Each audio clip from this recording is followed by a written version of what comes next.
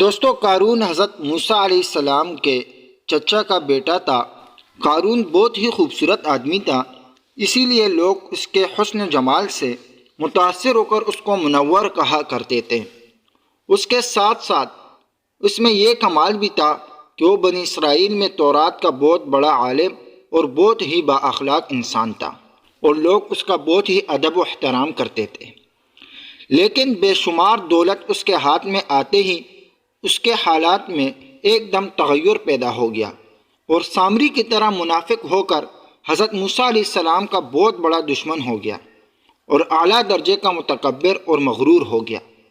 جب زکوٰۃ کا حکم نازل ہوا تو اس نے حضرت موسیٰ علیہ السلام کے سامنے عہد کیا کہ وہ اپنے تمام مالوں میں سے 1000واں حصہ زکوٰۃ نکالے گا، مگر جب اس نے مالوں کا حساب لگایا تو ایک بہت بڑی رقم زکوٰۃ کی نکلی۔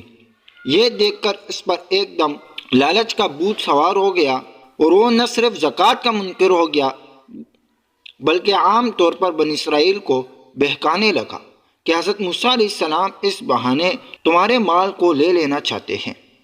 یہاں تک کہ حضرت موسیٰ علیہ السلام سے لوگوں کو متنفر کرنے کے لیے اس خبیث نے گندی اور گھناؤنی چال چلی کہ ایک عورت کو بہت زیادہ مال و دولت دے کر آمادہ کر لیا کہ وہ موسیٰ علیہ السلام پر بدکاری کا الزام لگائے۔ چنانچہ ایک دفعہ حضرت موسیٰ علیہ السلام مجمع میں وعظ فرما رہے تھے کہ قارون نے آپ کو ٹوکا کہ فلانی عورت سے آپ نے بدکاری کی ہے۔ حضرت موسیٰ علیہ السلام نے فرمایا کہ اس عورت کو میرے سامنے لاؤ۔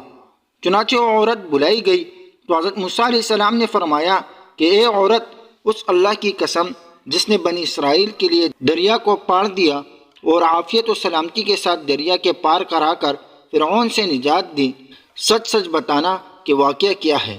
حضرت موسیٰ علیہ السلام کے جلال سے عورت سہم کر کانپنے لگی، اور اس نے مجمع عام میں صاف صاف کہہ دیا، اے اللہ کے نبی، مجھ کو قارون نے بہت زیادہ دولت دے کر آپ پر بہتان لگانے کے لیے آمادہ کیا ہے۔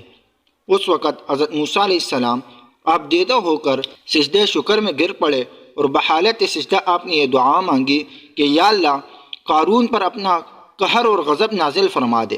پھر آپ نے مجمع سے فرمایا کہ جو قارون کا ساتھی ہو وہ قارون کے ساتھ ٹھہرا رہے، اور جو میرا ساتھی ہو وہ قارون سے جدا ہو جائے۔ چنانچہ 2 خبیثوں کے سوا تمام بنی اسرائیل قارون سے ہلاک ہو گئے۔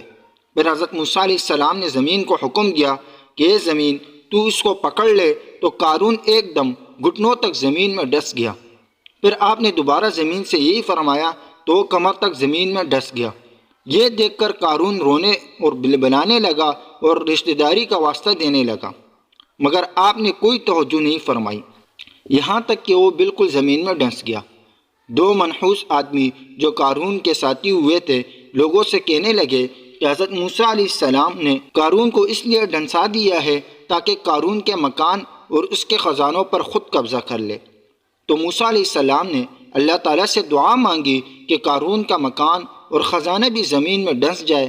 چنانچہ قارون کا مکان جو سونے کا تھا اور اس کا سارا خزانہ سبھی زمین میں ڈس گیا۔